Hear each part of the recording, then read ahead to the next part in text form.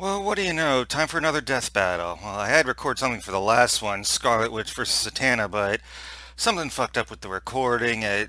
My audio just got completely mixed with the video itself. I think I've corrected it this time.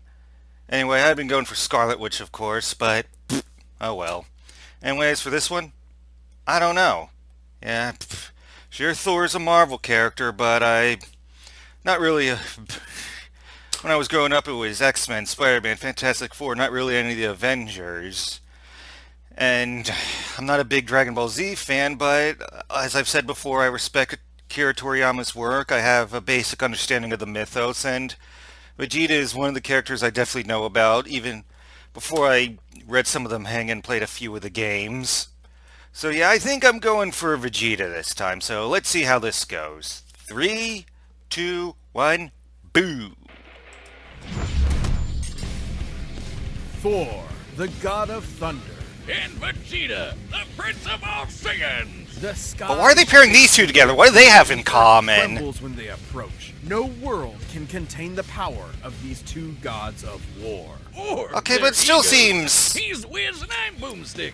Okay, And it's our Egotistical. job to Okay, analyze that's a their little weapons, armor, better. and skills to find out who would win a death battle. Yeah, but... Marvel doesn't have a good luck The against heavens rumble.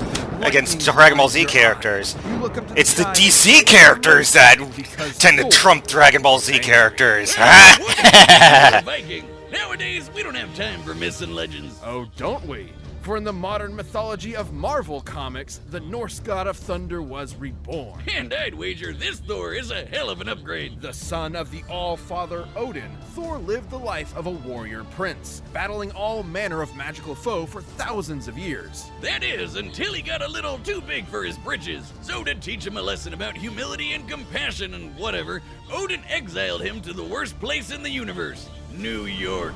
Ooh, you hate to see it. Thor's Asgardian body is immensely durable. Shut up. immune I to love going to disease, New York and capable of City. healing far faster than any mortal man. He's also the literal god of strength. We're talking lifted a planet-sized serpent strong, knocking out the Phoenix Force strong, arm wrestling Damn! Hercules and almost throwing the Earth out of orbit strong. Notably, he was once blasted with a graviton bomb, which subjected him to the gravity of a neutron star. That's over 200 Holy billion shit. times greater than Earth's gravity. And he's got the stamina to match.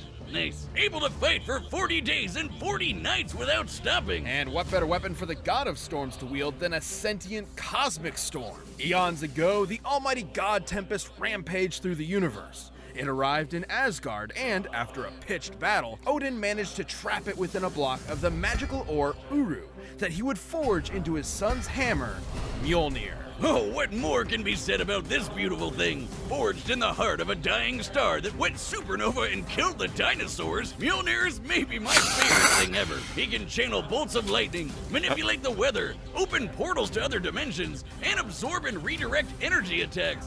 Or just suck it out of your body against your will, like with this radiation dude. The presence. Not gonna be present for much longer, bud. He's even used 2 Mjolnirs to absorb the power of the God Bomb. Boomstick's which on would fire destroy every tonight. deity in existence across time and space. That's just the tip of the iceberg. Mjolnir can transmute the elements, turn Thor invisible and intangible, let him travel through time, and even bring people back to life.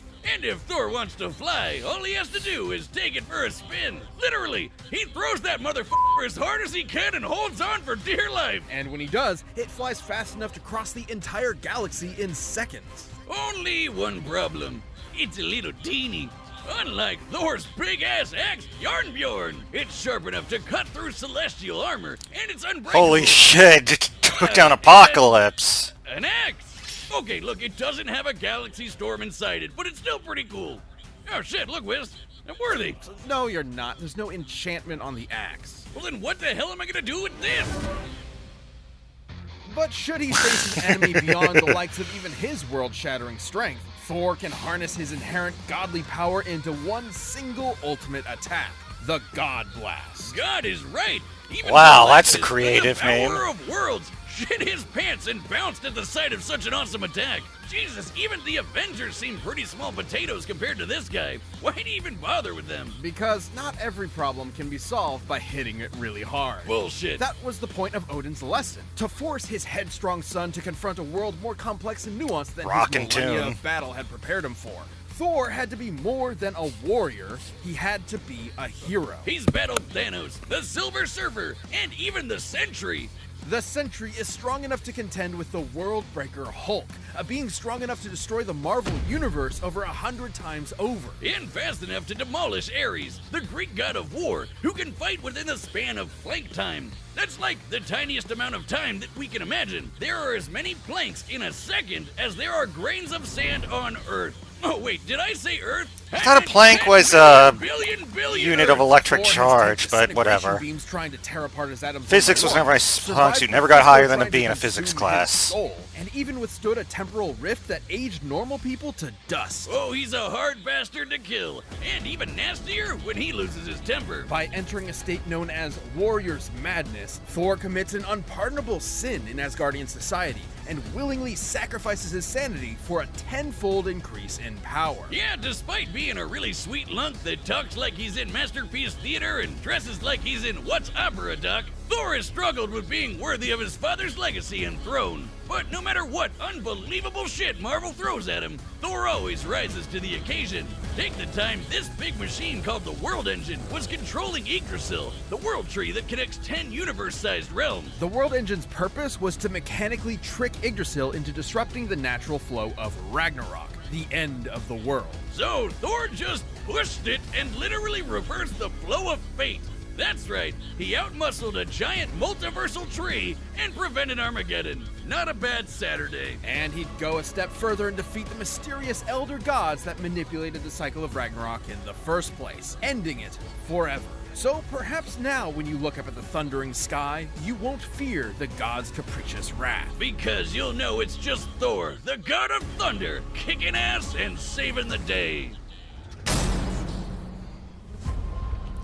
Not a big Planet Avengers fan, Vegeta, but home gotta to the respect bloodthirsty that. warrior race known as the Saiyans, and named for their mighty leader, King Vegeta. Noting the Saiyans' proficiency in genocide, the alien emperor King Cold and his son Frieza contracted them to be their personal hit squad, conquering worlds in their name. But when Frieza felt these monkeys were getting a bit too uppity for their own good, he nuked them in their whole planet. The king was dead, leaving his young son, the Prince Vegeta, alone. Burning with a grudge against Frieza for wounding his ancestral pride, Vegeta awaited the moment he could extract his revenge. As one of Frieza's former top enforcers, Veggie was trained from birth to be one of the greatest warriors in the universe. It helps that planet Vegeta had a gravity 10 times greater than that of Earth's, making his natural physiology significantly stronger and more durable than a human's. As in making the whole friggin' Earth shake just by throwing hands. And like all Saiyans, Vegeta can harness his ki, or inner life force, as a physical energy to make him even stronger, faster, and tougher than that. Or literally shoot it at your opponent to blow him to kingdom come. That's right, Vegeta can point and click a planet out of existence with his soul.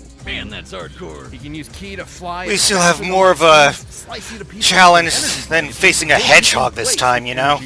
So, let's be real. Vegeta's favorite attacks can be summed up with big-ass laser. He's got the purple big-ass laser, two-handed big-ass laser, rapid-fire big-ass laser, exploding ball big-ass laser, and f***ing omnidirectional your-ass-is grass big-ass laser. Though I gotta say, my favorite is the mouth-wide-open vomit big-ass laser. Though that's more of a Nappa thing. Kinda like this. Oh, boomstick, never change. It hurts when I breathe.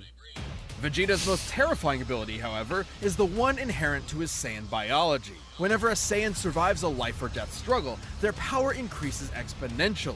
That's what Frieza was so terrified of, the Saiyan's infinite evolutionary potential. So it's no wonder Vegeta eventually toppled the alien tyrant with the help of another surviving Saiyan, Kakarot. And with Frieza's defeat at the hands of this earthbound Super Saiyan, Vegeta had a new rival and a new goal. Become blonde! No battle required. Vegeta can harness the rage of his Saiyan heritage and transform into a Super Saiyan 2 and a Super Saiyan 2. But try as he might, Vegeta struggled to keep up with Goku's ever-increasing power. I guess it doesn't help that Veggie is maybe the single cockiest bastard to ever have existed. Yeah, sure, dude. Let Cell become perfect. Nah, we'll be fine. Hope your spine is doing all right.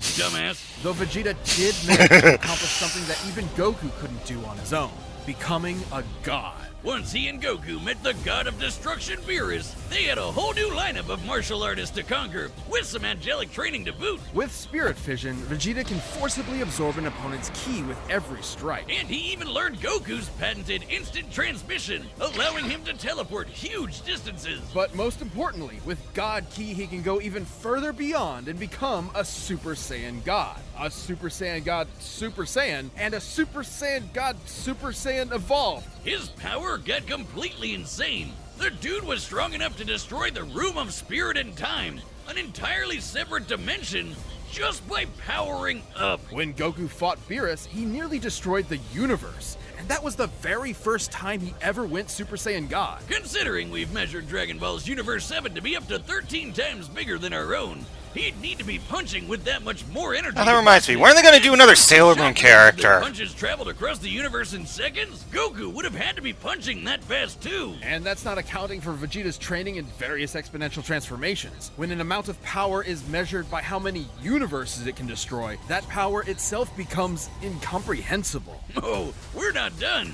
Vegeta can tap into the same monstrous energy Beerus has, destruction energy. And when he does, he can perform Hakai and erase your ass from existence entirely. It erases you physically, spiritually, and even temporally, as in it wipes you from time itself. Such is the might of a god of destruction. For when Vegeta wants to go one step beyond, he seizes that very power. He becomes a warrior fueled only by lust for battle. He becomes Ultra Ego. If Vegeta's head wasn't big Oh, enough that his fits Wizard's him. Peak probably has its own zip code by now. As the offensive counterpart to Goku's Ultra Instinct, Ultra Ego Vegeta is a veritable juggernaut, able to absorb any hits that come his way and return them even stronger. It's wild this guy has a Napoleon complex. He's one of the biggest badasses ever to exist. In a way, failing to beat Goku was probably the best thing for him. Vegeta's whole life was spent rebelling against the humiliation of his race, trying to prove his worth by being the best. By contrast, Goku's self-improvement was never stunted by his ego and insecurities. In realizing that, Vegeta became more than a fighter, but a husband and a father as well, willing to sacrifice himself for what mattered most. And Vegeta got a taste of that himself when he hooked up with Bulma for some Super Saiyan sexy time. Getting to beat Frieza's golden ass probably didn't hurt either. He may not always win, but he'll never be put down for long. So be sure to practice your groveling, because this is one prince you don't want to piss off. All right, the combatants are set. We've run the data. Yeah, through this all should be possibilities. interesting. Time for a My bet's on the GBZ character, though. That's usually not a bad bet. Unless it's against Superman! It's in 2D, but whatever.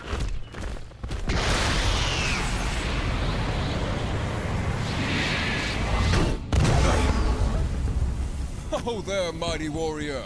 What business havest thou upon earth? Throw that hammer at me again, and my business will be polishing my gloves upon your face!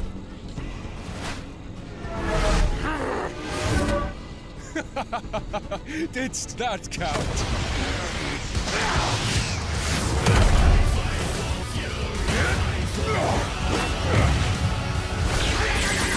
Go metal again! You damnable cur! Thou fightst well for a mortal. Alas, you face a god. He can become a god too!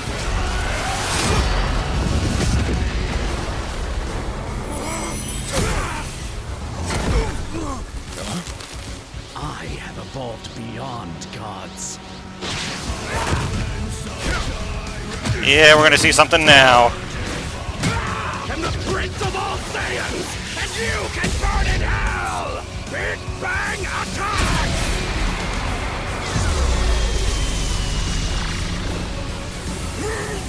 But can he survive black holes and shit?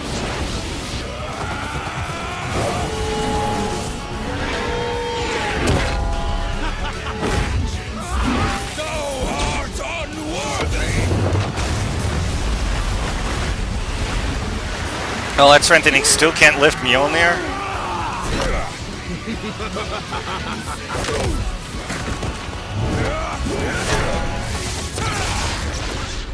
Tell me, does a god such as yourself feel fear? Didn't you say pretty much the same thing to Shadow?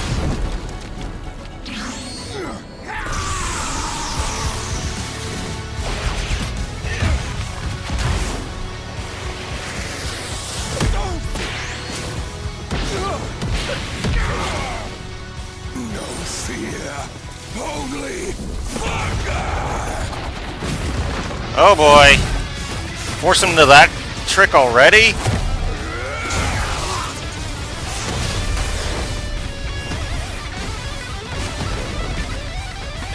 All you will feel is oblivion! Looks like this is it! Feel heaven's wrath! And still loving the music.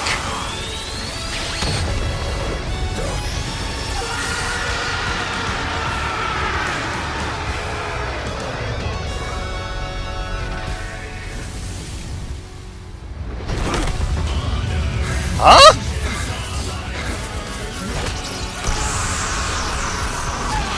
Always aim for the head.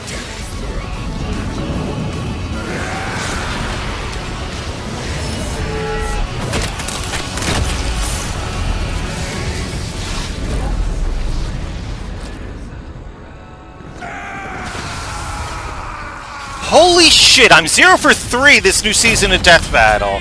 God damn! Get it? Thor won because he's a natural blonde. Despite Vegeta's immense power and tenacity, the God of Thunder had him outmatched in several key areas. First off, the big one, who was stronger. Despite being up against the God of Strength, Vegeta actually matched up pretty closely with Thor. Both could output power far in excess of destroying a single universe. It's always tough to get an exact number for Dragon Ball Super's most powerful characters, but we can combine the size of Universe 7 with multipliers from Vegeta's transformations to get a rough estimate. It's important to note that Ultra Ego's power boost has never been stated, but we do know that Super Saiyan Blue Goku and Super Saiyan Blue Vegeta were roughly even in power. When Goku applied a Kaioken times 20 boost to fight Jiren, Vegeta kept up after going Blue Evolve, implying that both increases in power are roughly the same increase. Similarly, Blue Vegeta matched base Top, and needed Blue Evolve to keep up with Top's God of Destruction form, which is extremely similar to Ultra Ego in theme and purpose. Given this is the best current example of a measurable form akin to Ultra Ego, we can assume that Ultra Ego's boost in power, at least initially, could be extremely similar in terms of a percentage increase, making Ultra Ego's original state about 20 times more powerful than Blue Evolve.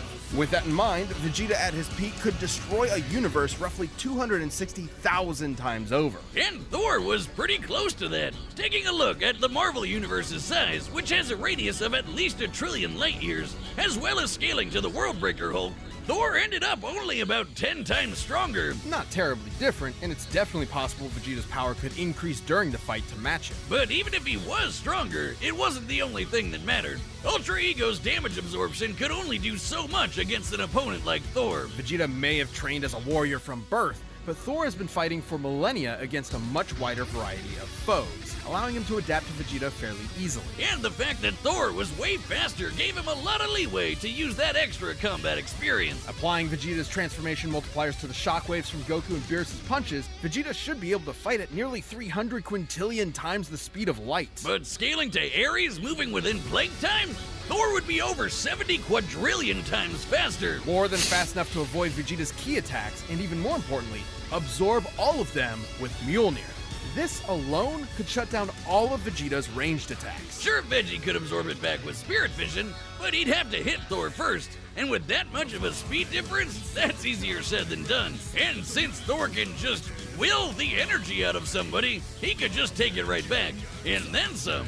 Even without absorption, Vegeta's ki reserves are not infinite, and many of his battles have ended with him at low energy. He was exhausted by the end of the Tournament of Power, which lasted about 1 hour in total. Meanwhile, Thor fought an army for over a month straight. Theoretically, Vegeta could have ended the fight immediately with Hakai, if not for the fact that Thor has resisted existence erasure before, including physically, spiritually, and temporally. Meanwhile, Vegeta had no way to match the God Blast, which could have killed friggin' Galactus. And that guy has threatened the infinite multiverse with destruction just as a side effect of his battles. That's a level of power beyond anything we've seen in Dragon Ball yet, let alone Vegeta. Vegeta was never going to go down easy, but Thor's raw power, speed, and devastating godly abilities were too much for the Prince of All Saiyans. Vegeta Mjolnir nearly won until Thor blew his mind. You might say that pun was kind of terrible. You don't do puns! We've talked about this! Aw. My thing. Well, the winner is Thor. Boomstick never Thank you change. for watching. Stay tuned. We'll be jumping into the next matchup next week. But you can always get more Seriously, Death 0 Battles for right now by 3 clicking one of those in my boxes right picks over for... there, and by downloading the battle guide linked down below.